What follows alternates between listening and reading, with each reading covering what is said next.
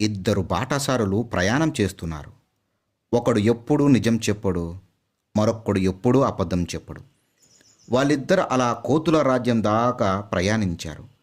ఆ రాజ్యానికి రాజు ఒక పెద్ద కోతి.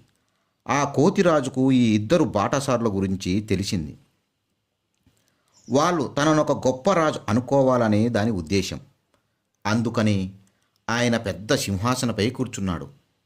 ఇతర అధికారులు ఆయనకు రెండు వైపులా వరుసగా కూర్చున్నారు. బాటసారులను రాజు ముందు ప్రవేశపెట్టారు. నువ్వు నా గురించి ఏమనుకుంటున్నావు అని రాజు అబద్ధాలు చెప్పేవాణ్ణి అడిగాడు ముందు. అయ్యా, మీరు ఒక గొప్ప అత్యున్నతమైన రాజుగారు. ఆ విషయాన్ని ఎవరైనా ఒప్పుకోవాలి అన్నాడు. నా అనుచరుల గురించి ఏమనుకుంటున్నావు? వాళ్ళు నిజంగా రాజుకు తగిన బంట్లు. ఆ సమాధానాలకు రాజు సంతోషించి అతనికి విలువైన కానుకలు ఇచ్చాడు. అంతసేపు నిజం చెప్పేవాడు నిశ్శబ్దంగా ఉన్నాడు. నా స్నేహితుడు అంత అబద్ధమే చెప్పాడు, అయినా రాజు అతనికి విలువైన బహుమతులిచ్చాడు. నేను నిజం చెప్తా, రాజు నాకు కూడా తప్పక బహుమతులిస్తాడు. నిజం అబద్ధం కన్నా గొప్పది అనుకున్నాడు. ఇప్పుడు రాజు తన వైపు చూసి, నువ్వు నా గురించి, నా అనుచరుల గురించి ఏమనుకుంటున్నావు అని ప్రశ్నించాడు.